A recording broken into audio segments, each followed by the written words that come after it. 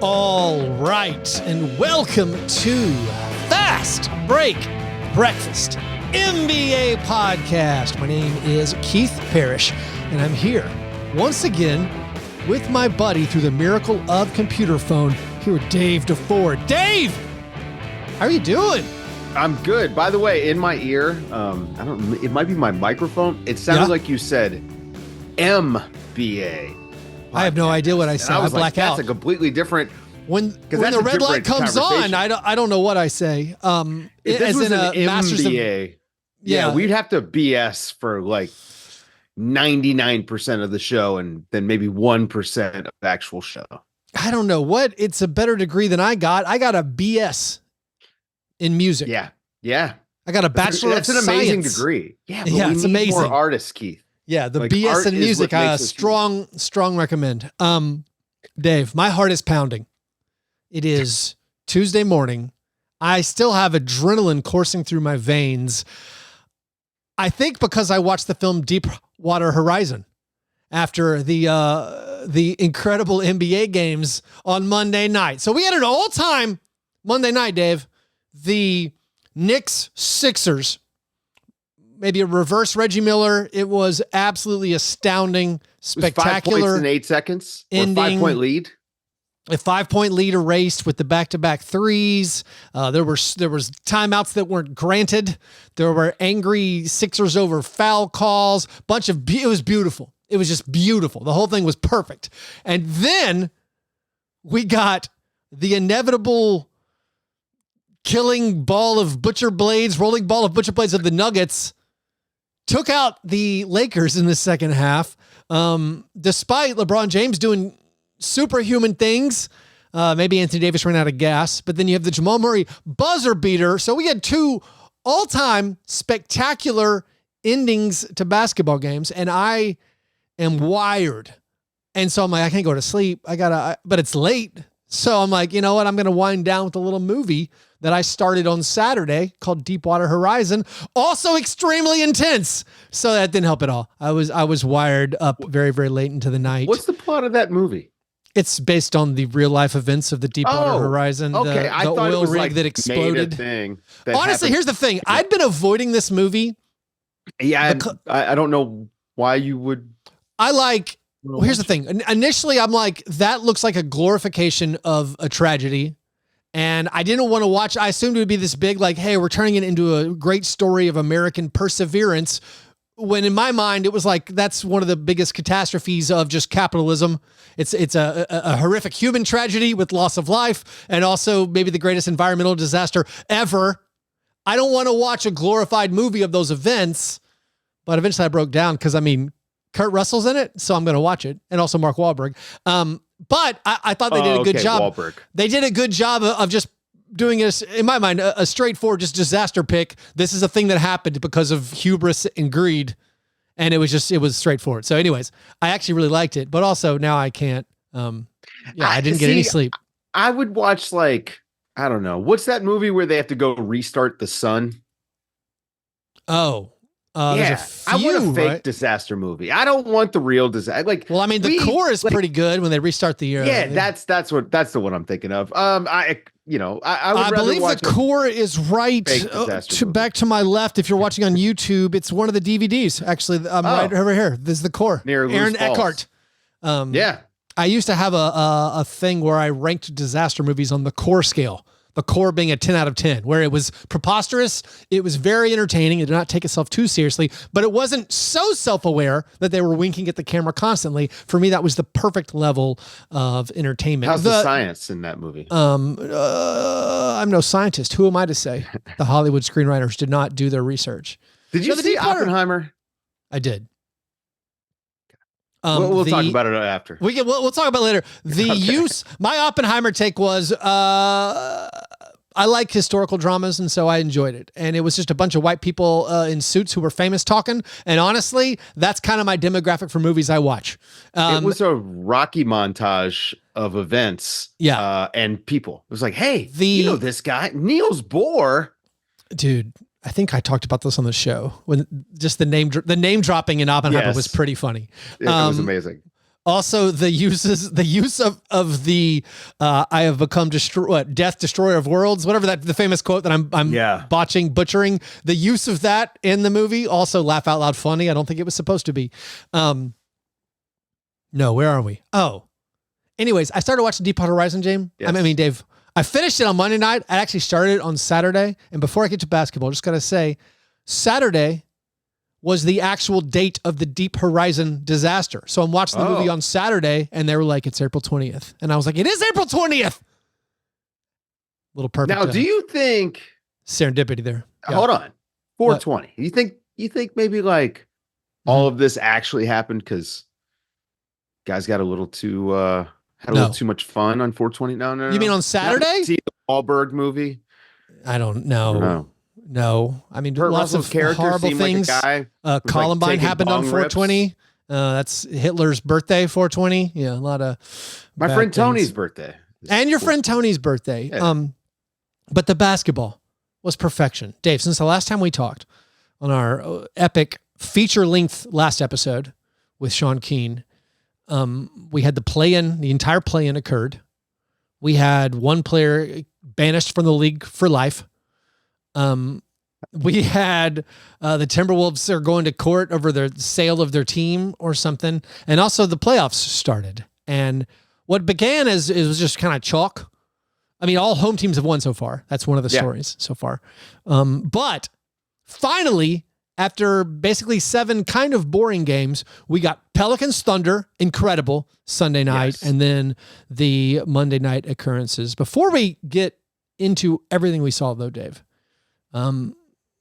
should we do breakfast or do we need to blow past it? I mean, I had a smoothie. Well, I'm just having coffee. I'm gonna have breakfast after this. I've been posted. I posted my breakfast in the Fastbreak Breakfast Slack. And was derided.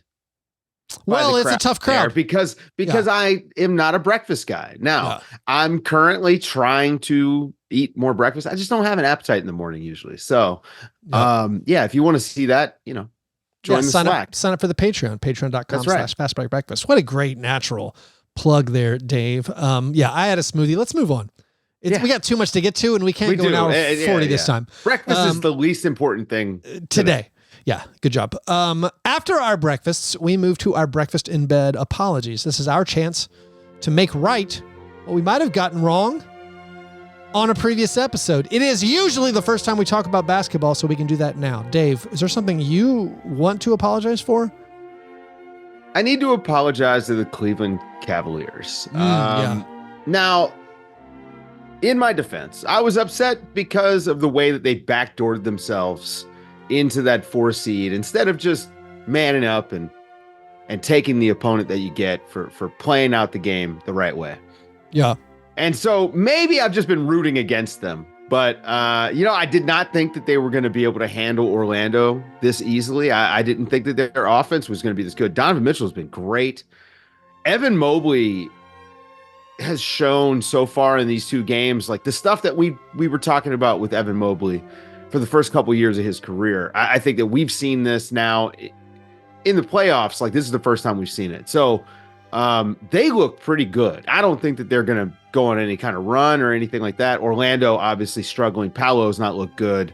But I would give Paolo the one, maybe it's not fair. I would give him the one excuse of like, Evan Mobley's looks like is doing a really good job guarding him. Yeah. But also like all the Cavaliers can help on DePaolo because like, what's the worst going to happen? It's like, is Jalen Suggs going to shoot it? Is like, I can't get over the stats from the Magic through 2 games. Like they're so horrible.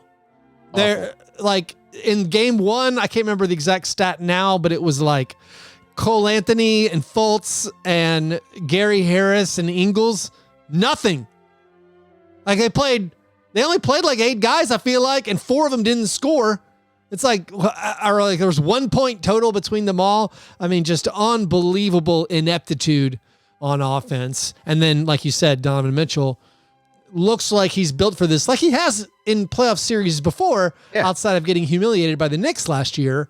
Like maybe the Magic can regain something when they returned home for games 3 and 4, but that one has not been the most riveting of matchups. Hey, listen, we make that NBA TV series joke all the time. Yeah. This is maybe like a Discovery Channel. No, sometimes the league does a good job putting the series on NBA TV. But I think, you apologizing to the Cavaliers. You thought they would lose, just maybe built magic defense and also karma for. Yeah, well, listen, man, basketball really does it does usually work out in that way. I don't know why it does. It's sort of like, if a center gets a block and runs the court hard, he's getting a dunk on the other end, right? Like it's sort of like that.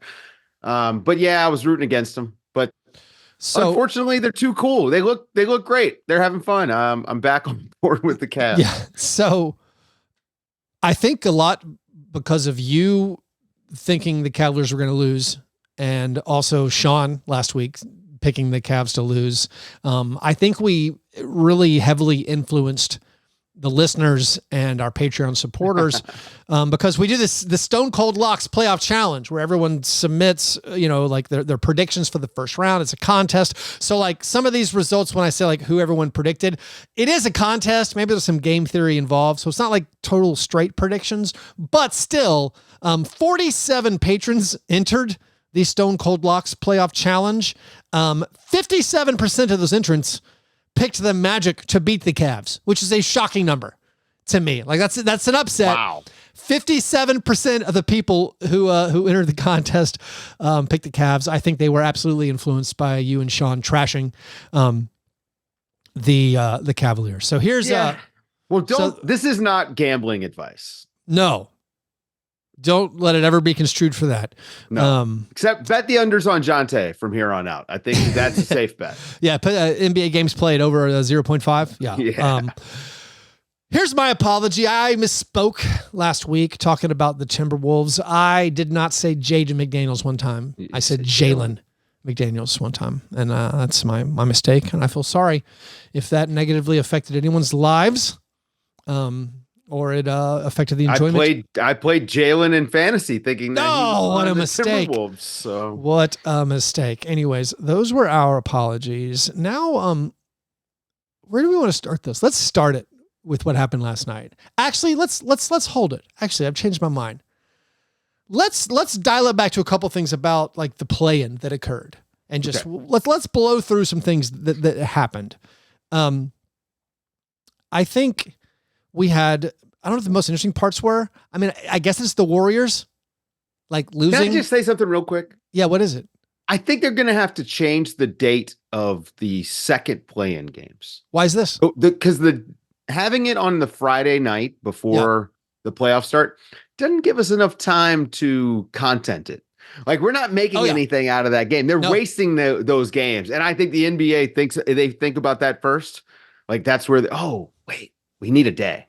Well, also it's pretty unfair for these teams, not just the teams playing in the play-in, but also the 1 seeds to have to wait until literally less than 48 hours before their first round matchup. So I actually would love to see them find a way to front load that a little bit. I do. So you make a couple of very good points. They're dropping it in a content wasteland.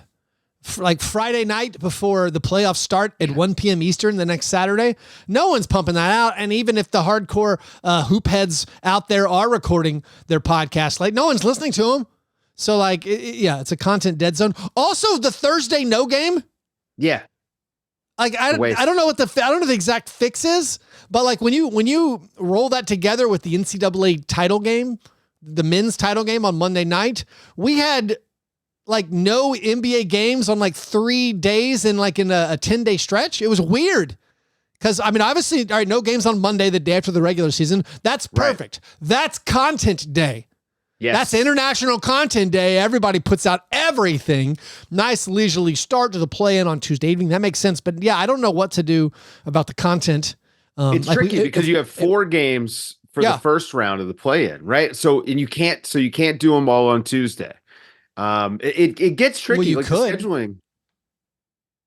I mean, you could, Dave. Why not just do the Tuesday matinee? Here's one thing I do like. It's bad for the 1 seeds that you don't know your opponent until less than 48 hours. I do, however, like the fact that if you win to become the 8th seed, you don't get a break. I like that you have less than 4. Like the Heat had 36 hours to get to Boston. I like that. I feel like there should be a big disadvantage. I also feel like, and I've said this so many times, I can blow right through it. Like, it feels so unfair to the 7-8 teams, the teams that were like the Pelicans. I'm glad the Pelicans beat the Kings, because to me, it would have felt unjust if they lost to the Kings. Even if the Kings are like, they had a 46 win team, like pretty good. I mean, and even the Warriors, not a bad team. You look at the games where Draymond Green was available, pretty good team. Pretty good. Like Steve Kerr after the game was like, it feels like, we lost game 1 of a series and we should be able to bounce back. And that's fair. I have sympathy there. Did I cheer loudly when they lost? Yes. I've become an unreasonable hater, in my life against the Warriors, and have enjoyed, the downfall. But, I'm glad the Pelicans won, because I feel like it seemed unjust. Like Zion in that Lakers game, it's a close game. He's amazing in that. Zion has this 40-point, 10 rebound game, hurts himself, gets injured, and then all of a sudden, you're playing the Kings without Zion. Although, Dave, the Pelicans, it helps them somewhat for rotation clarity, I feel like. It's not going to help them. I don't think it's going to help Zion or Brandon Ingram are out. Yeah, one or the other. Like it helps them. Like for the king of the play-in, Jonas Valanciunas, who I've loved this. This is a bit I go to constantly. It honestly helps them. I've always said Jonas Valanciunas, one thing he can do, he can win a play-in game. That's just the level of good he is.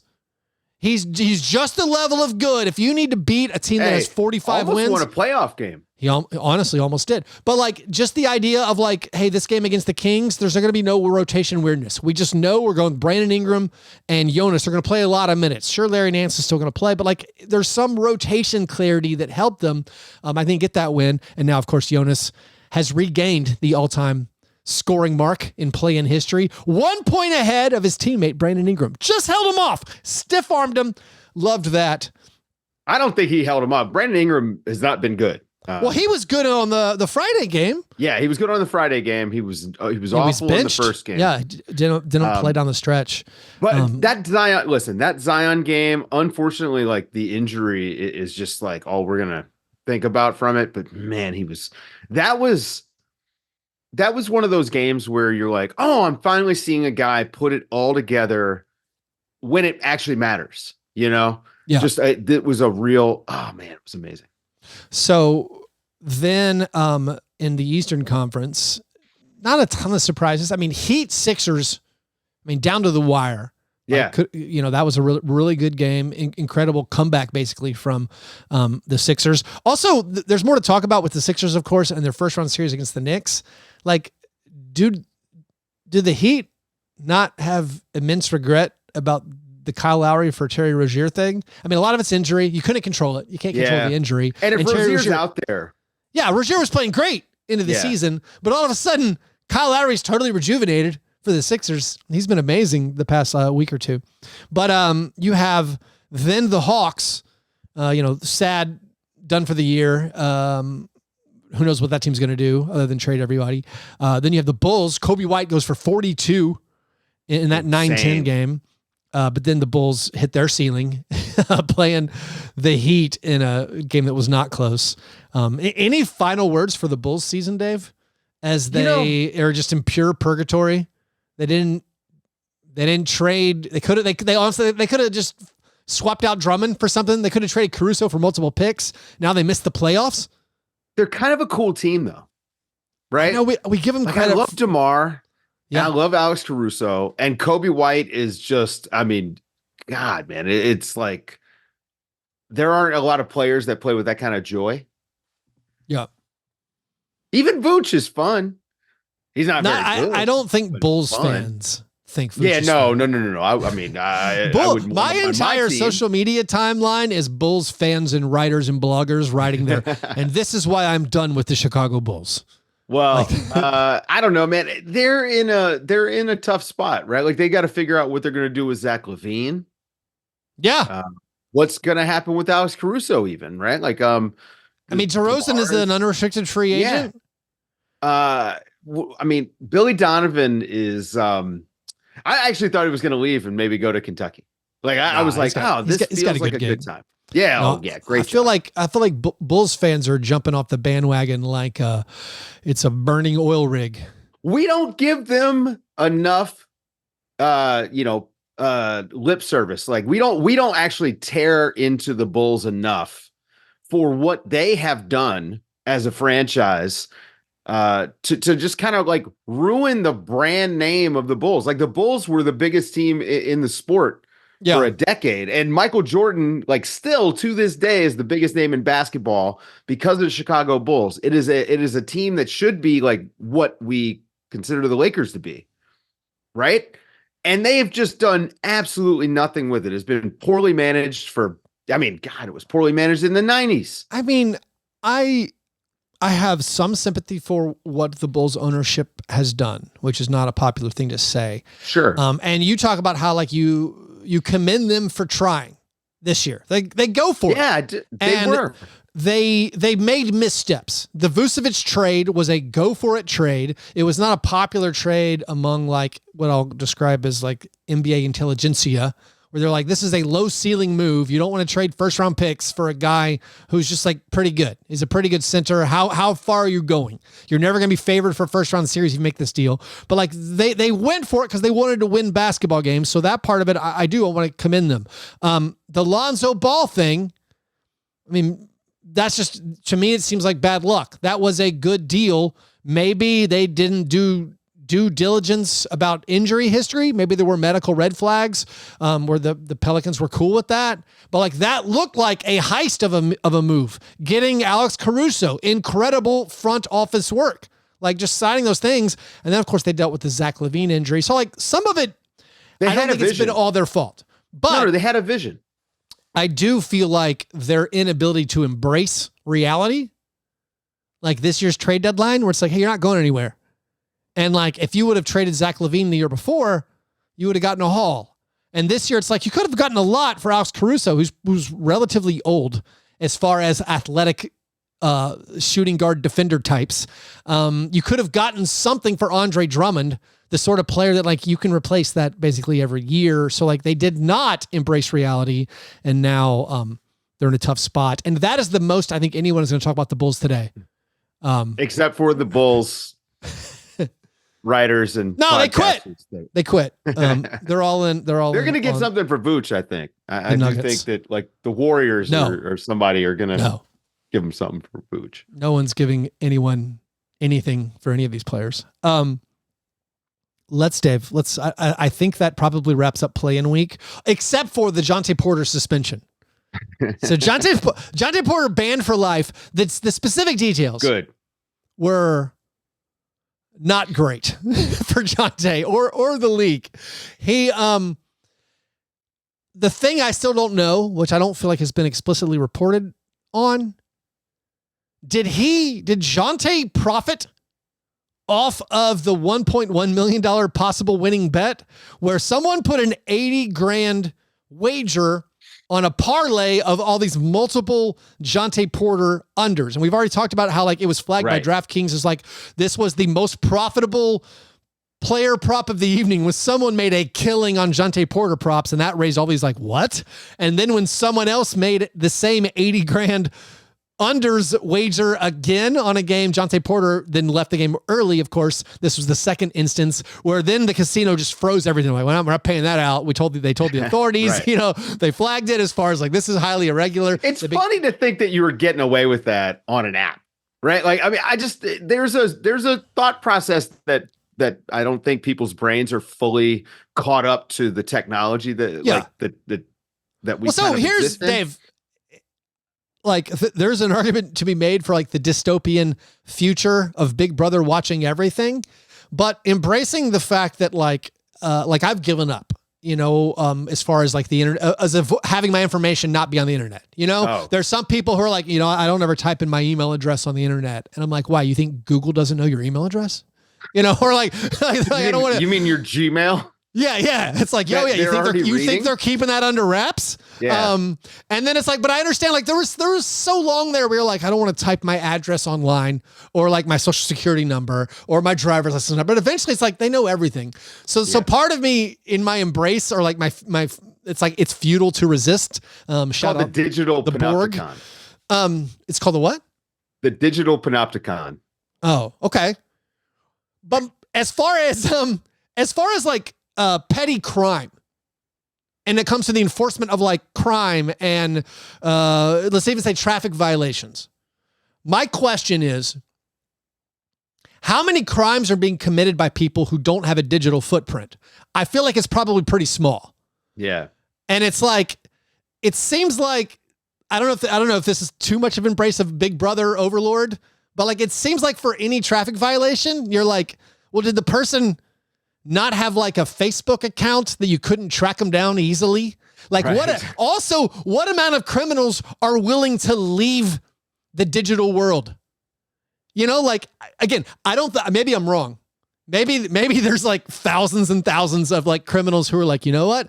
I don't mind shoplifting from Target and never logging on to my Netflix again or whatever. You know, I don't, cause I feel like it should be easier to solve crimes is what I'm saying. Like, well, but you actually have to want to solve crimes, or I know care to, and it's like, again, it's like you're employed to do. I know, like traffic cameras are controversial because it's like, all right, they cause more accidents, but they reduce fatalities. They do. They reduce fatalities. I'm a pedestrian, man. I walk a lot. I actually have no issues with red light cameras, and it's like speed cameras also save lives. If you go and look at like in Europe. Imagine how many hours, gosh, this has turned into a public policy pod. We waste so much money for police to pull people over on the highway when a camera can do that. Like, you should not, I mean, maybe there's like those weird instances of like, isn't this how maybe we saved someone from the Zodiac killer? Was a highway patrolman pulling somebody over? So now, like there's a lot of that where like cops randomly break huge cases, but also it's like I don't know the trade-off of like, oh, there was a high-speed chase that ended in tragedy. It's like, well, just did you get a photo of the car? Yeah, because you're done. The high-speed chase makes no sense. You got the license plate. You got the license plate. You got the radio. You've got the helicopter. You've got the internet. You've got everything you need. If the person is never going home again, right, for speeding, it's like, all right. But if they obviously the thought is maybe it's a bigger criminal who, you know, is one they're running because again the trade off to me, it's always like, what? I mean, are they not going to leave it? Like, we can track everybody's digital footprint, basically. Yeah. Now we can have our other podcast. You know, the Patreon only player participation policy or public policy podcast, the PPP. But Jontay Porter, someone made an 80 grand bet on his unders, and you thought you were walking away. Get out of here, man. Also, you weren't content. Like, you did it. He did it. You did it. You won. Apparently, I think they won. I mean, now they're going to go get the money back. This is a thing, Keith. You know, people try to go, you go, it's too many trips to the cookie jar, man. Yeah. You're going to get caught at some point. But this is kind of how we are, right? Like pigs get fed, hogs get slaughtered. Don't be greedy. That's it. But so did Jontay Porter not get any of that money? That's the big unanswered question for me. He was gambling in Colorado. But so he's a VIP DraftKings member, registered in Colorado, where of course his brother plays.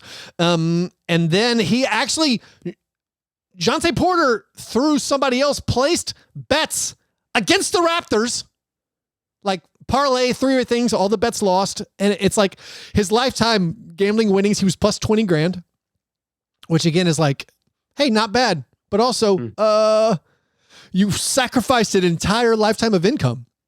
Yeah. For that.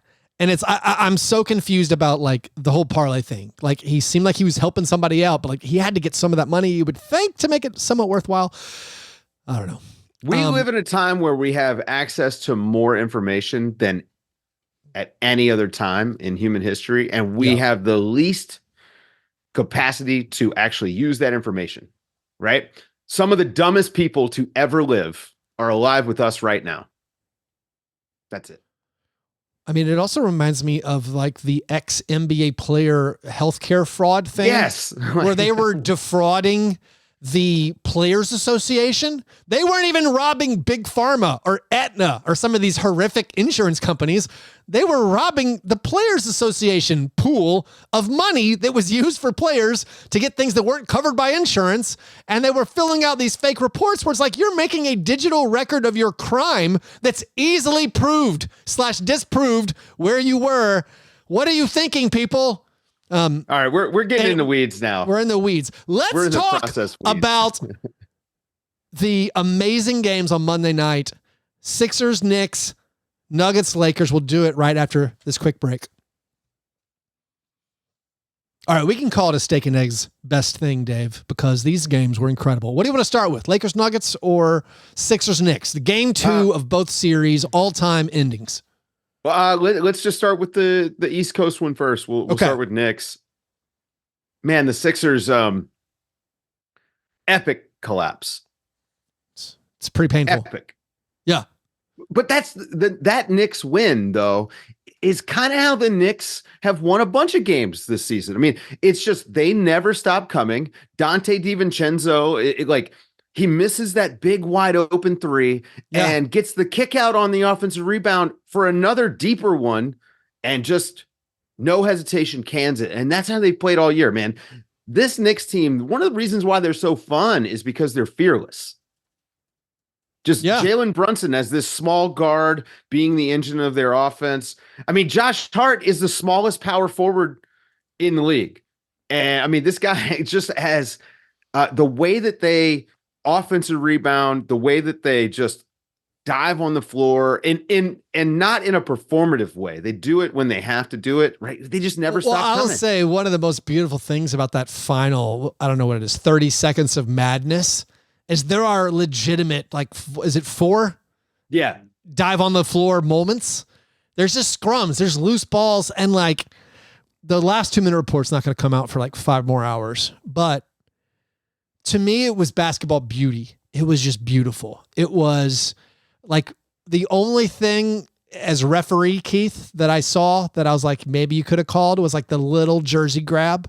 But again, I feel like everyone always says, just let him play. And it wasn't, I don't think, did he disrupt the speed and balance of Maxey? Maybe. But the whole thing was, I mean, obviously epic collapse. You had Kyle Lowry missed free throw is going to be erased from time. That would have put him up 6. The Sixers TV broadcast had already counted the win. I don't know if you saw that video. They were like, oh, the Sixers TV broadcast was well, your job in a 7-game series when you're the road team is just to get that opening split. And they accomplished that. Mission accomplished. I mean, they unfurled the banner. They did but they said it. They said it with 40 seconds left. Then there's that thing where Jalen Brunson, I mean, there's the first player instance of the guys diving on the floor. It ends up with Jalen Brunson, who's having a horrific shooting night. He gets the shooter's roll off that bounce. I mean, Brunson has had 2 of the worst shooting games of his career. Oh, yeah. And the Knicks are up 2-0. And then the other controversial thing, and we have, the Sixers are filing a grievance, which is apparently when they say we're filing a grievance, it is very akin to Michael Scott yelling, I am declaring bankruptcy on The Office, or I declare bankruptcy. There is no filing of a grievance. Apparently they're just going to do the online form. That's where you complain about the officials, which is what the league has for the teams. Hey, submit the clips you're mad about. Tell us what you saw. There's no grievance. The final not granting of a timeout to Nick Nurse. There's a freeze frame. Okay. There's a freeze frame where Maxey has the ball and he is calling. But again, we're talking a freeze frame. Can't do it. And again, you look at the referees, we've had this situation before where those timeouts are granted. And I specifically had a big segment on this show about I think it was the Lakers, but I don't want to misremember. There was a play earlier this year where the referees granted a timeout and they reviewed it and they said it was correct. And I was outraged by the last 2-minute report saying it was correct because the referees got so lucky. That you're saying there's one, like I couldn't even find a camera frame using whatever, like 60 frames per second or 30 frames per second thing I downloaded off the internet. I couldn't find a frame in this previous game where I saw the player with the ball and the coach calling timeout, but they said they found it. I'm like, whatever. If it's split second, like it's hard to grant that timeout because the referee has to be certain of possession and also hear the request for timeout. So you look at the Sixers game. All right, Maxey dives on the floor. Nurse is yelling timeout, and the referee has to look down and be certain Maxey has the ball. And it was a split second. Like there's one frame where he's touching the ball. So like I understand totally the referee's not calling a timeout, and I feel that's probably just and warranted. I'm curious what the last minute report will say. Maybe it might say that's an error where they should have granted timeout. But Nick Nurse said at the post-game press conference he asked for a timeout before the ball was inbounded. And Dave, the camera does not support that claim. If you watch Nick Nurse, he has his hands like raised above his head, like he's about to put them together to call timeout, but he doesn't. He like sort of thinks about it, and then he briefly taps his palm for like, again, a split second, but like he didn't say it like he meant it. You can't even see him. He's thinking like, you can see his entire physical body language is him wondering, should I call timeout? Should I call timeout? I should go. I just go. It's too late. And it's like, so he didn't try to call one there. Well, okay. Couple things. I'm with you. Yes. The freeze frame stuff, man. Like you just can't do that. This is it's the referees like in real time are not going to be able to do that. And it's not like an out of bounds call. But also, yeah, this is one of those rule changes I need. We should eliminate the live ball timeout anyway. Oh, because that's what FIBA why does, right? do you want to stop that scramble? Yeah. That's bad. I mean, think about it in football. Oh, Tom Brady dropping back, about to get sacked. Let me call a timeout and stop play. It doesn't work that way. That's not sports. It's silly that we have that in men's basketball at so many levels in America. Which is every level. It's a lame rule. Get rid of that. I don't care that the refs didn't call that timeout because it was better that they didn't for the game. It was more entertaining. So yeah. Yeah, there are no live ball timeouts when you watch the Olympics this year. Like you're not right. FIBA rules do not have it. No, you can't do so we're used to it as American basketball viewers, but it's not the way it has to be necessarily.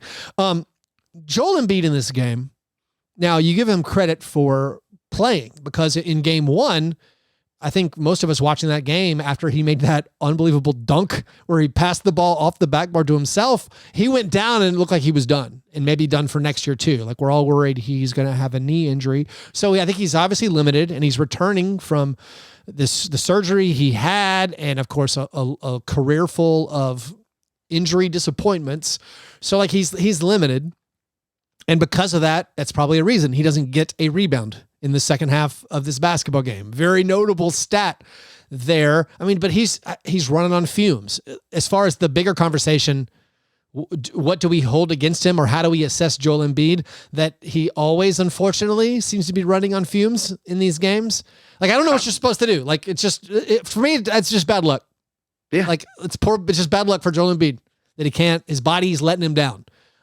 Again, the skill's there. It's just he can't stay healthy. If you want to talk about the rest of the roster, like why does it always collapse every time Embiid leaves the game? I mean, that's NBA roster building a lot. It's funny. It's funny that for a couple of years, even when Jokic was in really elite condition, people were still talking about him being out of shape. And yet we don't talk about these guys like Embiid and Anthony Davis, who every single time there's a huge game, they run out of gas in the fourth quarter. Now with Embiid, he has the injury excuse where, I mean, he's clearly not in shape and he hasn't looked in shape. And I think with the knee injury, his outside cardio work is pretty limited. I think he's probably having a hard time getting his wind back. That aerobic conditioning goes away really fast, really fast. If you're not out there running, especially at game speed. So I can give him a pass from that perspective, but also, man, like, you got to find a way to win in spite of that stuff. And this is the stuff that separates guys like Jokic, Michael Jordan. Like we bring up the flu game all the time. And, like some of these guys that are able to overcome injuries and do stuff. I mean, look at LeBron James, man. This guy is almost 40 years old and is just still incredible down the wire. I mean, the Lakers didn't lose that game because LeBron missed an open shot.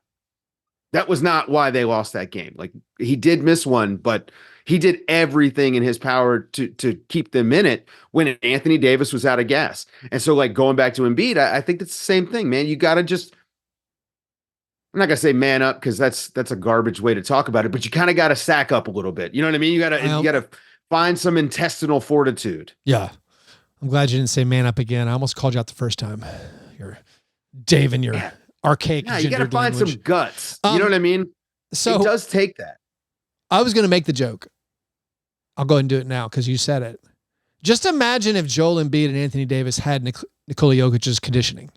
I mean, just unstoppable. They'd be the all-time unstoppable players. Unstoppable. Both of those guys are too heavy.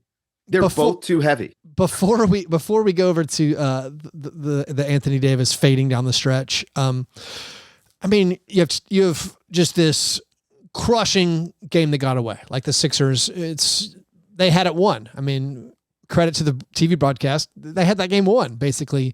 Tyrese Maxey, unbelievable performance, 35 points, 10 assists, 9 rebounds. They're not getting a ton from Tobias Harris or anybody else, but like, I feel like Tobias gets a bum rap he's the brunt of just Sixers anger. Like, I don't know. It's a team that obviously is missing some of its depth pieces. And like, it's all about Embiid just not being 100%. If Embiid's 100%, different story. And even still, they should have and almost did win this basketball game. By the way, the Patreon supporters, 60% of them picked the Sixers to win. Oh, no, excuse me, the Knicks to win this series. Now, the Nuggets game. Lakers had a 20-point lead, of course. They were up 70-55 with 7 minutes left in the third quarter.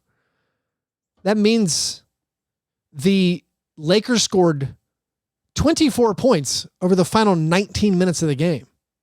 Like, the offense just abandoned them. The Lakers lose this game despite D'Angelo Russell making 7 3-pointers. Anthony Davis was perfect for 2.5 quarters, essentially. Perfect. He came out. Now, this is just bad luck. Maybe not the same level of bad luck as Joel Embiid having injuries. On the morning of this loss, Anthony Davis comes out with his, like, I've been snubbed for Defensive Player of the Year, which, again, I have some sympathy there. He's phenomenal. Incredible defensive player. It is weird how he doesn't get his due, it seems like, in some of these awards. But he comes out and says, I'm the best defensive player in the game. They won't give it to me. I can switch 1 through 5. To then it results in him getting not dropped, but thrown into the Nuggets bench celebration as Jamal Murray hits the 3rd straight shot over him. That's tough. But AD, I think, like we have now said 3 or 4 times, just ran out of gas. He had nothing. And he was amazing in the first half of this game. That's what I'm saying. Perfect. He was perfect.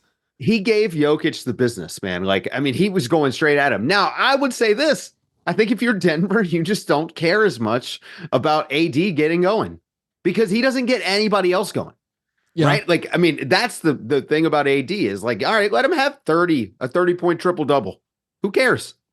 It does not matter. His defense was fantastic for 2.5 quarters. And then it's just he falls off a cliff. I don't even know what you do with a guy like that. You can't pace him because you don't have the talent. So you can't just say, all right, we're going to backload his minutes because then you're just out of it early. Well, I've been thinking about backloading his minutes. This is like a thought for like the Clippers where, I mean, you think about Kawhi and I don't know what you're supposed to do. Play him in the second half. Just like, what if Kawhi doesn't report until March?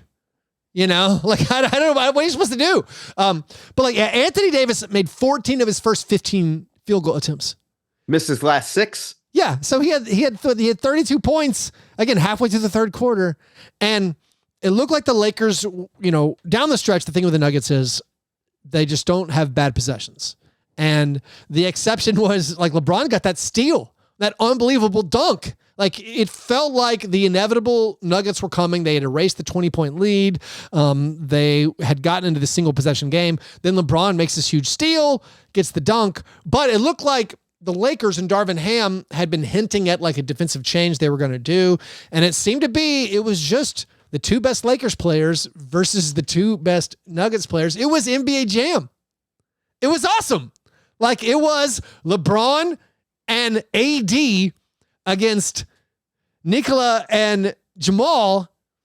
And like, that was, again, I think the Lakers adjustment, like, listen, we're going to switch AD. He's good enough to do it.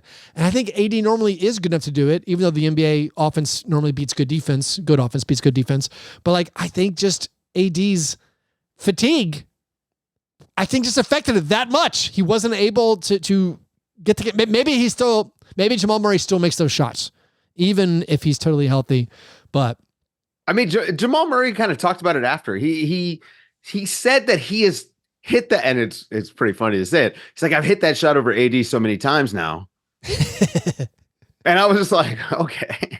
But it is true. Like, you kind of know the timing, right? Like, AD does telegraph what, like, you know, when he's going to come out to give you the contest. And I thought Jamal did a really good job. And that's Jamal's spot. Like, he likes that little baseline fadeaway. So him being able to get there was not a surprise. I mean, look, man, when the shot went up, I knew it was in. So did Michael Porter Jr. The Nuggets keep running. Yeah, once that was released, yeah.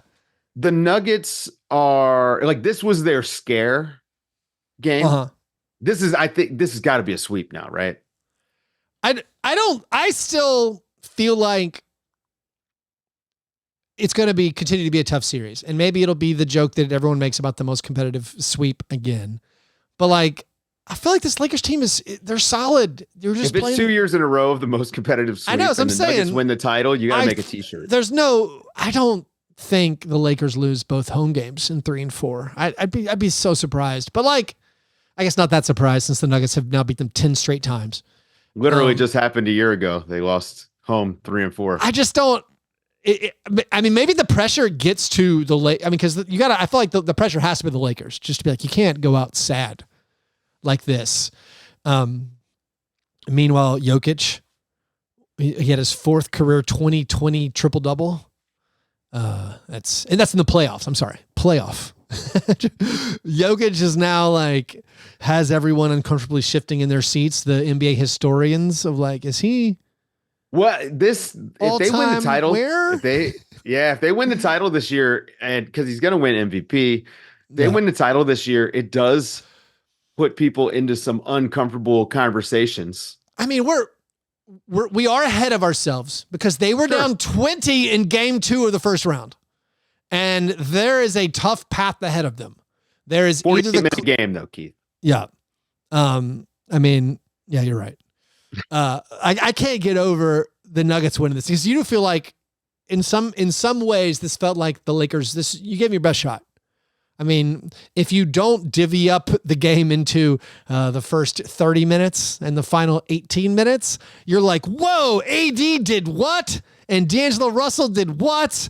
And LeBron did all that. And Jamal Murray had a terrible shooting night and you still lost. Even though it's not, I mean, that's I guess the broad picture, but when you watched it, it was just, I don't know, man, when the Nuggets start coming, that's what made that loss at the end of the regular season against the Spurs just so stunning. Cause you're like, well, we're used to the Nuggets. Like if it's close when Jokic checks back in the 4th, the game's over. And if you're up when he comes back in, well, the game is certainly over. So like them blowing that game to drop down to the 2 seed was weird. Well, Victor Wembanyama though doesn't run out of gas at the end of games. Yeah, he was surprisingly, Jokic was like, he was surprisingly spry. I'm used to Embiid and Anthony Davis wearing down. Dave, you know I love Nikola Jokic, and he's one of my favorite players. And I actually I don't know if bothered's the right word. I didn't like the Despicable Me promo. Am I a stick in the mud? I thought Jokic accidentally dressed like Gru, who is the villain of the Despicable Me Minions movie film universe. The MCU, my MCU is the Minions cinematic universe. But apparently it was an obvious tie-in because he's in the commercials for the movie. And so like, no. Yeah, hang on. Now he's been dressing like like a Bond villain for about 2 years now. He has. And you think they've been teasing this? No, I think because of his dressing in like the all black turtleneck Bond villain things, that I think that gave some marketing exec or online intern the idea to approach him about it. But he was literally in the commercials for the movie during the game, not live, of course, pre-recorded. So this is what they call brand synergy, but this one is natural. Right? No, like this one at least wasn't forced. No one said, hey, Nicolo, got this great idea. For 2 years, you're going to dress like this character from this children's cartoon. Okay. And then we're going to have you make a commercial. If they laid the groundwork on purpose 2 years ago, I'm back in. I'm now I'm the opposite. I don't think, no, I thought it was funny moment, but this is like so many viral moments where like you now have to have this, BS meter where you're like, that's fake. And this ruined what I thought was a funny moment. My enjoyment of the few viral tweets about him pregame. We're like, oh, that is funny. He looks just like Gru. And then to find out it was an advertising ploy, sick to my stomach. Also, this is supposedly maybe the saint I've built up as like he's above the fray. He doesn't care about the marketing. Now I'm like, well, I mean, make a quick. He's in a lot of commercials now. He's in a lot. Everyone knows he's into horse racing. Yeah. Yep. I'm with you. What is Kawhi Leonard like? That's why I love that guy. I have no clue. Let's get Kawhi in some. What's the next children's film series that he should be promoting? What's Illumination next to? Inside Out. Is Trolls 4 coming out? I don't know. Anyways, I don't have kids, so Dave, let's hit the rest of these series. We'll do that right after this quick break.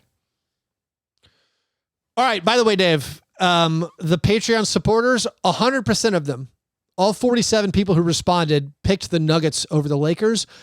I'm surprised. I just thought the Lakers are a popular team. We have Lakers fans in there. I thought somebody would have picked the Lakers to win, but no, nobody did. Let's go to the Pelicans and Thunder game, which was the other, I think, very, very good first round game. I felt like the Thunder kind of lucked out in this one. You had said beforehand you were interested to see how Mark Daigneault adjusted and what he would do based on, not really having a bunch of postseason experience. I thought it was notable he did not shorten his rotation. It gave me flashbacks to Taylor Jenkins losing 3 game ones at home as the higher seed when he did not shorten his rotation for the Grizzlies the past few seasons. So he didn't shorten his rotation, and the Pelicans let this one slip away.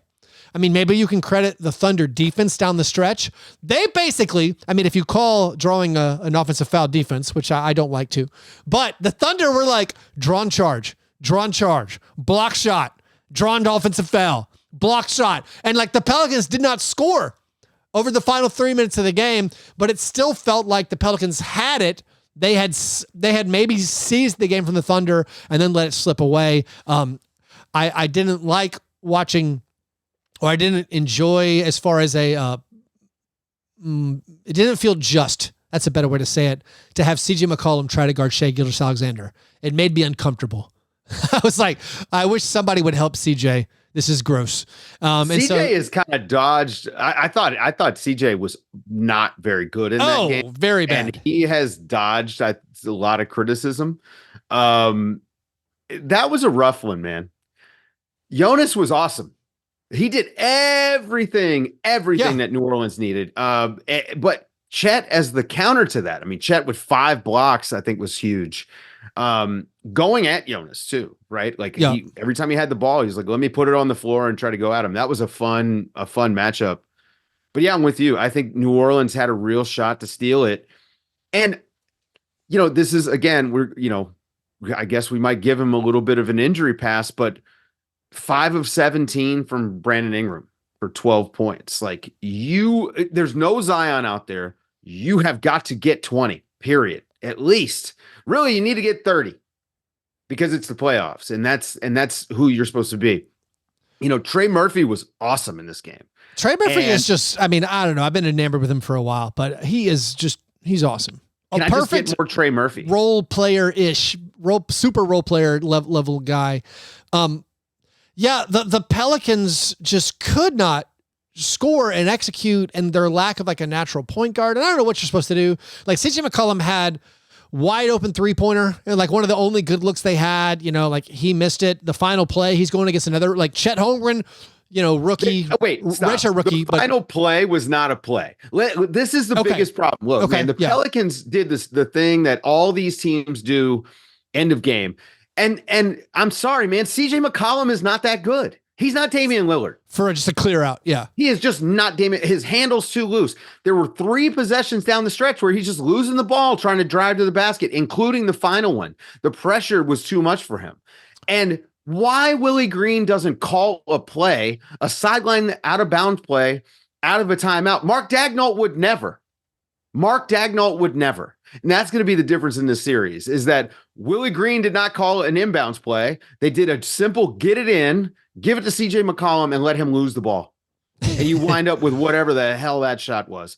That honestly made me so mad to see, because they were robbed of that game by not actually getting a shot off. You know what I mean? Like you miss the shot, you run a play, you miss a shot, you at least say, hey, you know what? We gave him our best chance. You didn't even run a play. Hero ball does not work.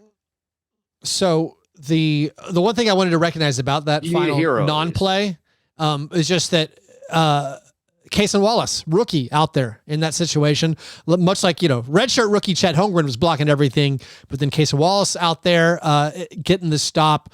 The reason, the Pelicans were in it, and the reason even without scoring, they still had so many chances in the final 4 minutes, was the offensive rebounding. That, I think, was highlighted before this series as like a cause of concern for the Thunder and how far they can get in this postseason. It's just like, how can they rebound? And Jonas was out there mashing up the glass. But it did feel like a lost opportunity for the Pelicans to steal one. But I got to say, as ugly as the final 4 minutes were for both teams, 10 out of 10. Perfect. No notes. Entertainment wise, just that is playoff basketball, and I'm broken. I've been trained by watching grit and grind Grizzlies playoff series. For me, that was a familiar feeling. It had the same sense of the absolute calamity and just wildness of Knicks Sixers. It was a scrum. Things happened, and then the buzzer went off. Loved it. And then the entire Pelicans Thunder finish was like that. A great gutsy win for this very young 1 seed. A 94-92 final score is pretty good. Yeah, we've had a few. I mean, listen, when this is that meme of flirting versus harassment. Yeah. Thunder Pelicans flirting, Cavs Magic harassment. 17 points. It was 17-17 after the first quarter in Pelicans Thunder on Sunday, and it was. That first quarter was one of the best quarters that we've gotten in the playoffs. I thought it was good, and I know I've already said I'm fine with how the refs handled the controversial end to the Sixers and Knicks. Lakers fans are going to be mad about a pretty soft foul that Jamal Murray got in the final 2 minutes of that one. But also, I want to compliment the refs, though, blanket statement for the first round so far. It's been delightful, and there's been some where I've been like, hey, you rewarded that grifting. I thought we weren't doing that anymore. But Pelicans Thunder, they didn't call too much, and it became a rock fight in a good way. Also, and what I think might be maybe the best matchup on paper, maybe Clippers Mavericks, but I was going to go to the Timberwolves Suns. Timberwolves Suns, of course, I'm very biased. I want the Timberwolves to win badly. I enjoyed the blowout, but the first quarter of Timberwolves Suns, the referees called 0 things. And I don't know if that's sustainable. Because, like, what if the other teams are like, hey, they're not calling anything. I'm going to crank this physical contact up a little bit. But it was a beautiful, brisk first quarter. It was a close first quarter. But, like, you had Conley leave an inch, draw some contact. And the rest like, nope. Yeah, I'm not calling it. I loved it. And this game, of course, it became a blowout because Anthony Edwards took over. Nickeil Alexander-Walker was unbelievable. Jaden McDaniels was unbelievable. But I loved just how that game, and most of these games have been officiated. I don't want to go full ref head. But like, what did you see from Suns Timberwolves? What did you think from that game one? Just aberration, or did it change your view of the series at all?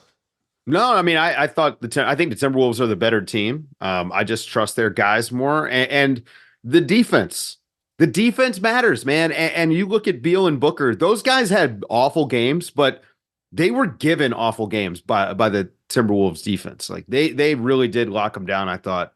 And KD remains, a great time, and Anthony Edwards going at KD by that whole exchange with him and Anthony Edwards, I thought that felt like almost a changing of the guard sort of thing, where Anthony Edwards is like, I'm here now. So this series in and of itself, I think, is just going to be a little bit of a welcome to stardom for Anthony Edwards, and more of a formality. I don't think the Suns have enough defense to be able to stop what Minnesota does on offense. And frankly, man, that Minnesota defense is scary right now. So I saw a lot of, I guess, Gobert defenders, the best term to put it, but people pointing out that, like, do you see how dominant Gobert is when he's actually surrounded by other defenders? Because the big thing with the Jazz and this narrative around Gobert was like, he's not a playoff guy because you can just go 5 out and you could just carve up the team. And you're like, well, yeah, the Jazz had bunch of guys, Bojan Bogdanovic, not keeping anybody in front of him, or Jordan Clarkson, or Donovan even Mitchell and Mike Conley back then. It was just like, but now if you have Jaden McDaniels or Anthony Edwards actually guarding your guys, or the 6 minutes that Kyle Anderson played before getting hurt, like you have actually, guys out there who are defending, then you can do some stuff. And like, if the referees are going to call it like this, and Durant and Booker aren't going to get to the line that much, and they're just going to take these super hard shots, like that feels like a huge advantage for the Timberwolves. Also, an important part of the Timberwolves win is the fact that it wasn't close, because I feel like that's close games are going to be the issue, I feel like, with the Timberwolves and their offense not executing. If you can keep the Suns at an arm's length, 15-point lead, then like you're good to go. Like I don't expect Nickeil Alexander-Walker to play this well, obviously, in other games. But like Mike Conley he had an off night. More on that in the awards segment of the program to come. But like Conley, front running is good. So front running is good for them, for Gobert also, right? Like, because it means it delays the decision making with Gobert, because eventually you are going to run into an opponent that you're gonna have to you're either going to go with Cat or you're going to go with Naz Reid at the 5. Like, you are going to run into that, and that's a decision that you want to make later. You don't want to be doing that in game 1 of a playoff series. But also, just again, man, you have those defenders out there with Gobert, and your baseline is really, really high. So all you've got to do, if they can score 3 out of 4 possessions, 2 out of 3, like a couple times in a row, they can string together multiple stops very easily. So that's when the game just it gets out of hand for teams like Phoenix. Yeah. So, I mean, obviously we don't want to respond too much to a game 1, but I'm already regretting picking the Suns in 7 and not sticking with my year-long guns of fade the Suns. Also, the Suns going to deal with Grayson Allen injury. Everyone is questionable when you get hurt in the playoffs, but you got to assume with that turned ankle, I'm just guessing he's going to miss some time. By the way, Anthony Edwards, he now has scored 30 or more in half of his career playoff appearances. It's 6 out of 12 playoff games so far in his early in his career. He's averaging 28.5 points per game in the postseason in his career. The Timberwolves looked incredibly fierce in that game. Clippers Mavericks. I thought this was the best matchup of the first round. When these teams walked onto the court, and I saw the starting lineup side by side, and speaking of overreacting to one game sample size, I'm going to do it. When I saw the starting lineup side by side, this is with no Kawhi Leonard, I was like, I don't know why I felt so nervous about the Clippers.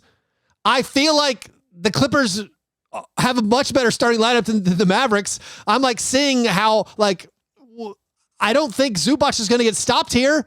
And then maybe it was just a 1-game sample size and it was confirmation bias of me having a thought. Like I wagered on the game 1 minute into the game. In the Patreon only Slack, I was like, I think Clippers are going to win this. Cause like, I didn't just like looking at the two teams. I'm like, all the Clippers know their role and they're better from maybe top to bottom. Obviously Luka's the best player in this series. And I do think the Mavs have benefited down the stretch by each guy knows their position and knows what they're supposed to do. But PJ Washington isn't that good. And like Tim Hardaway Jr. is not actually that good. And guys, Derek Lively and Daniel Gafford, I know Gafford had the incredible X number of field goals made in a row. They're not that good. They're okay complementary pieces to this unbelievable superstar in Luka. And I kind of thought, absent maybe a James Harden collapse, I'm like, this team has Harden and Paul George and like Terrence Mann, I know what he does, and Norm Powell, you can depend on him. And like, I had this overwhelming sense of peace about the Clippers being a competitive team. Now, maybe the Mavs run off the next 4. But I was struck with like, this Clippers team, if they don't collapse, they're pretty good. And they might actually get Kawhi back, but I don't know. But what were your thoughts on this game where obviously the Mavericks just laid an egg? Show up. Yeah, they laid an egg in the first half. Yeah. Yeah, they look like a team playing an early game in LA. You know? Yeah. It really did. I don't know if those guys were hungover or just, I mean, awful, but they were bad. And I think that, here's the thing. The reason we trust the Mavericks is because of Luka. And we know that having the best player in any series matters the most. Yeah. You think James Harden is going to be able to keep this up? No. Game 1, James Harden usually pretty good. Pretty good. But I feel like James Harden usually just on this roster has the luxury of facilitating being his number one priority. And I think we all need to not believe in him. That's true. Again. I think most people don't believe in him. He counters your expectations because he'll have, I'm going to have 2 or 3 really good playoff games. Nobody believes in me. Well, hey guys, James Harden. How about James Harden? And then that's when he's going to go 0 for 14. So our Patreon supporters, 82% of them picked the Mavs in this series. So the momentum wildly behind the Mavericks. Yeah. Mavericks, of course, have a chance to bounce back. And I expect the series to be very competitive and long. And I guess we'll see what happens going forward. The Pacers and Bucks series, Dave. Missed opportunity. Again, another one. By the time the game tipped off, the Pacers were favored in this game. The Pacers were favored in this series. Our listeners, 60% of them, 55% of them picked the Pacers to beat the Bucks in this series. This was a humiliating performance by the Pacers. Dame time showed up. Maybe I should apologize to Dame. Dame with a 35-point first half and a 0-point second half. Don't see that often. Nope. But yeah, missed opportunity, Dave. The Bucks. Those are Anthony Davis numbers. The Bucks beat down the Pacers. The Pacers did not look like they belonged in the playoffs. Tyrese Halliburton does not look good. He took 7 shots in this game. And that is... Listen, and 2 were like garbage time at the very end. This is, there's a thing here where if you're the guy, you have to be the guy. And maybe it's just the health thing. Maybe it's his hamstring and he's trying to fight through it. But he's been awful. The last few months, he's been not very good. But he was, I think, awful. Had no force to his game. Pascal Siakam was basically out there by himself a lot of time, it felt like. It really felt that way. It was like... Yeah. It was just Pascal being like, what do you guys, I thought you guys were a playoff team. I know what I'm doing. What are you guys doing? It was a very weird game. And, Rick Carlisle's got kind of a tough task because he has so many young guys. And if your best player in Tyrese Halliburton, or I think Pascal Siakam's just their best player. Tyrese Halliburton. I feel like that's a weird thing to say. Not to talk over you. Like we assumed Halliburton was their one. They're, Yeah. hey, I deserve a Supermax guy. And now it's like, well, Siakam's going to be a great complimentary piece to Halliburton. In the game one, it was like, can we get Pascal some help? What's Halliburton? But sorry, go.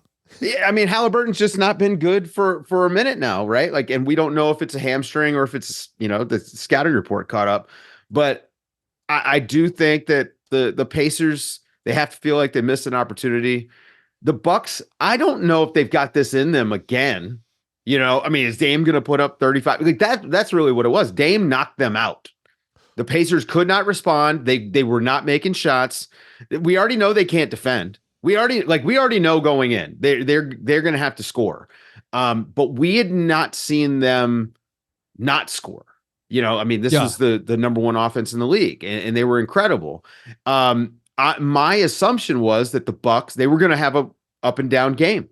That them and the Bucks, we might wind up 115, 120 in a playoff game, which would have been absurd, but also not a lot of defense out there. But the Bucks were able to defend enough. Brook Lopez has been excellent all year, in spite of what the team numbers look like.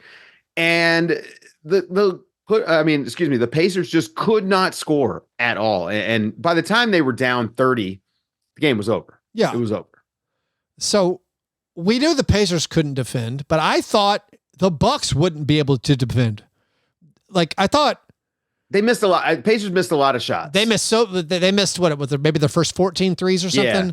But I thought Halliburton, you're being guarded by Damian Lillard. I would have put his point totals very, very high for this series of like, oh, Halliburton should go right past Dame all the time. And I was kind of shocked by that. I mean, I think Dame, not going to be 35-point halves, but like the Pacers, it's one of those, our expectations were low, but not quite this low for the Pacers defense. Like the Pacers weren't doing anything. It changed my opinion on the whole series. I thought the Pacers were going to give the Bucks a run without Giannis. If Giannis is out there, no, they would punt the Pacers into the sun. But now I just don't think the Pacers have any juice left. I don't think they've got it. Carlisle had to play a bunch of guys because he just didn't know who could play. And I mean, that's a tough thing with the young team, but you can't have things like it's a lot of TJ McConnell. That's something that the Pacers had to think about this summer. It's a lot of TJ McConnell. Even TJ McConnell had this play that probably stuck out to most viewers where he missed a 3-pointer. Fine. The ball came right back to him. And he looked off the open. Yeah. Halliburton's standing wide open to his right. And TJ McConnell's like, I'm going to fire this one again. Rick Carlisle hasn't won a playoff series in 12 seasons, which I think is an NBA record because no one gets to coach that many years in a row without getting past the first round of the playoffs. Steve Clifford has gone 10 seasons in a row. Shout out to listener Matt Thomas for pointing that out. But also Steve Clifford, I don't think he wanted to be coaching. he did the Hornets and the Magic, and the Hornets were like, hey, can you come back? And he's like an old CEO they have to bring back in because the guy they replaced him with, messed up.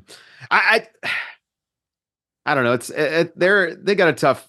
I was going to credit Dave, Chris Middleton for looking spry. Oh yeah. There were a few old guys this weekend. Chris Middleton, let's say James Harden, maybe throw in Kyle Lowry. There's probably others where I was like, hey, have you been pacing yourself? Because all of a sudden, once it was the playoffs, they looked pretty good. Yeah, I'm with you where all of a sudden my view of that series, it really got swapped around. The only series we haven't mentioned, Heat Celtics. I don't know. Just sim it. Sim it, dude. I just don't want to see anybody get hurt in this series. What about rule change, Dave? If the higher seed of a series is up 3-0, the series is over. I mean, why can't we just go back to best 3 out of 5 in the first round? 3 out of 5 did. I would say 2 out of 3. Look, man, 2 out of 3 would be great because then maybe you'd get some upsets here and there. Again, the closer we get to single elimination, the better. Let's go to the awards segment of the program. The International Stackhouse of Pancakes Award. This is given each week to the worst performance in a box score. We're going to hand out 2 awards this week, Dave. One for the play-in and then 1 for the first however many days of the playoffs. Only 3 days of the playoffs. In the play-in, where I had to manually go through each box score, this is a labor of love for you, listener, because Basketball Reference does not let me sort and search play-in scores. So here are our honorable mentions for the play-in iShop. Jonas Valanciunas 1 for 7, Davion Mitchell 2 for 9, Jimmy Butler 5 for 18, Embiid 6 for 17, and Tyler Hero 9 for 27. Our 3 nominees in the play-in. Let's say LeBron James against the Pelicans was 6 for 20. That's a rare line from LeBron, but he had 23 points, 9 boards, 9 assists, 3 steals, 2 blocks, 2 turnovers, 0 personal fouls. Perhaps try LeBron. Klay Thompson. Oh, Klay. And perhaps his final game as a Warrior. 0 for 10. No points.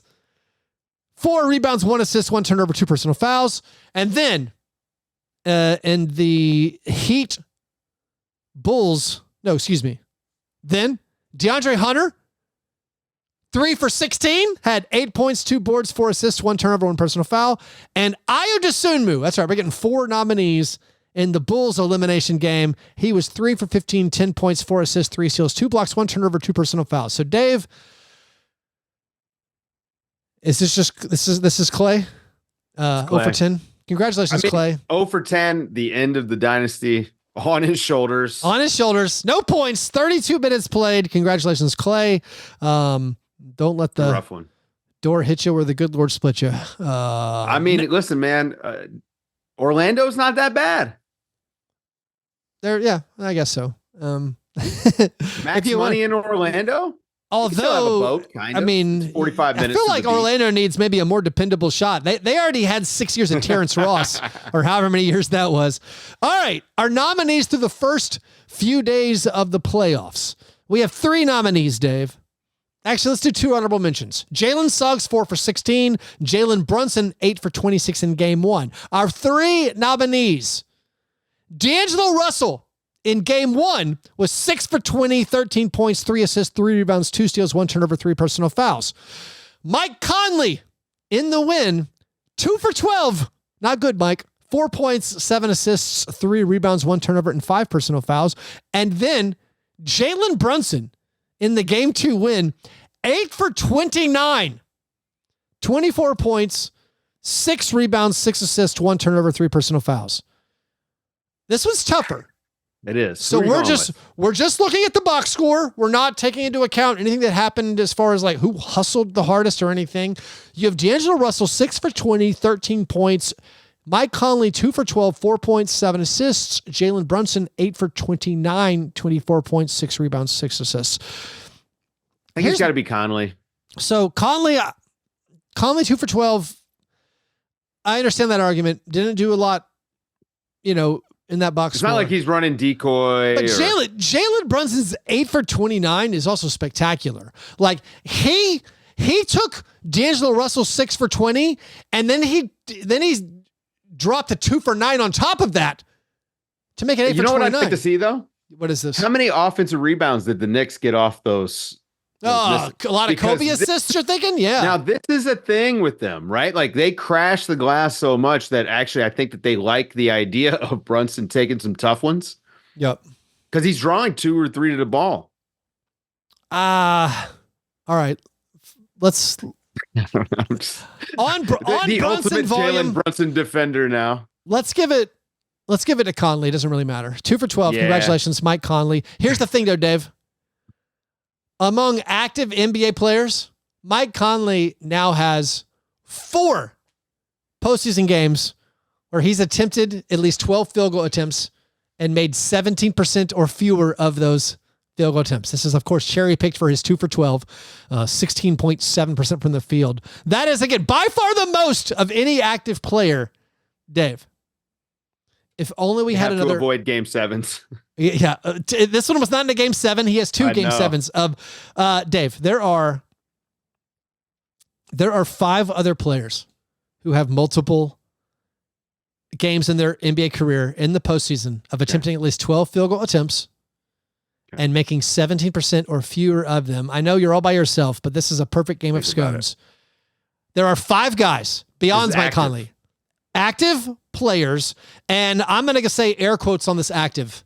Here's the thing, Dave. 3 of them are very gettable. 1 is very hard, and the final one I could give you all day to guess, and you would never get there.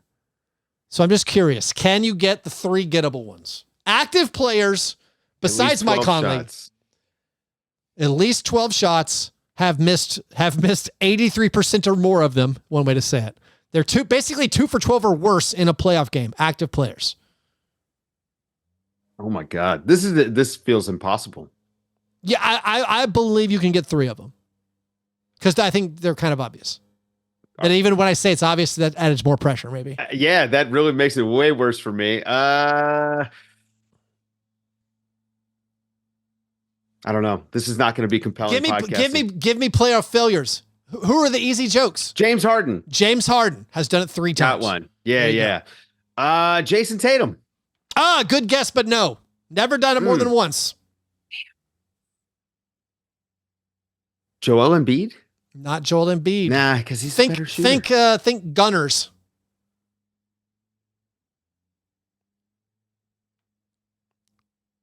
No clue. I'm going to let you off the hook. Russell Westbrook has 3. Trae Young has 2. Those are the hard gettable for me ones. to imagine NBA players being that ass. You know, like just here's the really, really hard one. Victor Oladipo has 2 career playoff games, shooting that horribly. He only has like 4, right? Here's the one that you could have named 1,000 names and you wouldn't have gotten. Timothy Luwawu-Cabarrot, which again, him being an active player, news to me. But anyways, Sixers. Sixers. He was missing shots like crazy. Left and right. All right. Anyways, Dave, there are several more game 2s on Tuesday night. A lot of really, really good ones. Here's the one thing that I do want to highlight that I haven't mentioned yet that I do feel like fits the weirdness of Fast Break Breakfast episodes. Buddy Hield played 84 games this regular season and made the playoffs by being on the Sixers. Although the Sixers aren't maybe totally sure he's on their playoff roster. They've barely used him. Whatever that says about Buddy Hield, who knows? But Buddy Hield was the NBA player with the most games played without having appeared in the playoffs until now making the playoffs. The player now with the most games played without ever appearing in the postseason is Lauri Markkanen. So that's just some fun stats for you that I felt I should share. Likely to add another season. Well, you know, they're just in a long rebuild, Dave. They play about 3/5 of the season.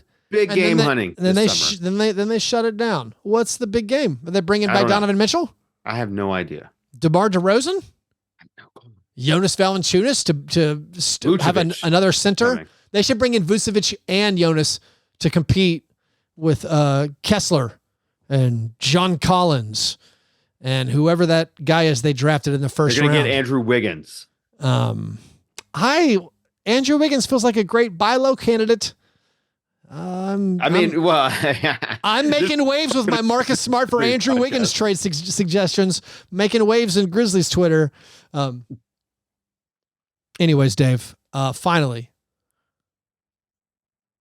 what are your thoughts on the Charlotte Hornets interviewing JJ Redick, NBA podcaster, for a head coaching job?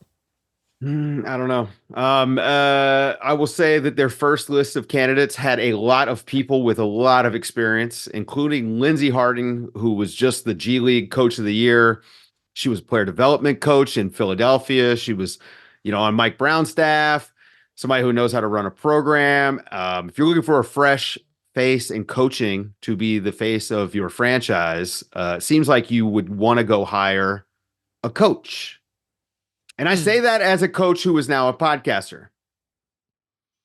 You're saying don't hire a player, podcaster, but he's a player. Don't hire a podcaster to coach your NBA team. But he's just no experience. That's all. You got to get experience somewhere. No experience. Why not on the NBA franchise, the Charlotte Hornets? I mean, listen, if you don't care what happens to your team in the next couple of years, listen, Chauncey Billups, how's that been going? Steve Nash, how'd that go? I don't know whether to blame Nash or not, but you make a fair point. Also, I feel like they underrate the divisiveness of the Hornets franchise, where you have Duke and UNC people. Like, it's very divisive, I feel like, for that Hornets franchise to go all in on like maybe a very hated Duke player. I don't know. I'm sure it's the right move. I don't think it's the right move because that's an organization that needs someone that knows how to run a program. And listen, JJ may wind up being a great coach. Cool. Yeah. He's going to have to be figuring a lot out on the fly. Also, this is the round ball rock joke. How many secret families does JJ Redick have that he has to support them with an NBA head coaching job? He has this cush job now. Man, he's an NBA TV analyst. Plus, he has 2 amazing podcasts. As far as I imagine, they bring in a lot of money and gambling sponsorships. And they don't. Let's be real, Dave. Podcasting not that hard. No, had that very lucrative NBA career. I don't know. Listen, man, I don't understand why anyone who has as much money as these retired players do continues to work. This is honestly, this is the most it's one of the most sickening things about American culture is that you never have enough money. Yeah. It would be nice, and I say this selfishly, but it would be nice if some of these media jobs weren't filled with former players. You who already have a ton of money. You hit a $1.1 million parlay and they actually paid it out with insider knowledge, and you're going back for more? You got to know when to hold them, know when to fold them. You got to, come on now. Here's my podcast walkaway money. I'm not into attention enough.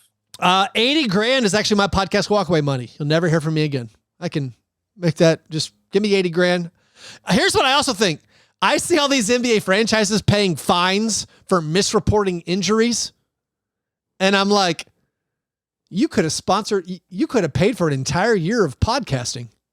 Like for one misreported, we did not list Joel Embiid as questionable and we should have. Like you could have funded a podcast for like 19 months. Anyways, thanks everybody. The money is ridiculous. Thanks everybody. You could have hired a full-time social media person. You paid $100 grand for misreporting injuries. Why don't you just hire somebody to have a job where they can do something they love? Anyways, where's that money even going? I don't know. I hope it goes to Caitlin Clark's wallet. That's what I hope for. Or Caitlin Cooper's for that matter. Anyways, yeah, actually, let's put it in Caitlin Cooper's spot. Yeah. Anyways, if you want to support this program, patreon.com/Fastbreak Breakfast. You guys are the best. Thanks for listening. And remember, breakfast is the most important thing.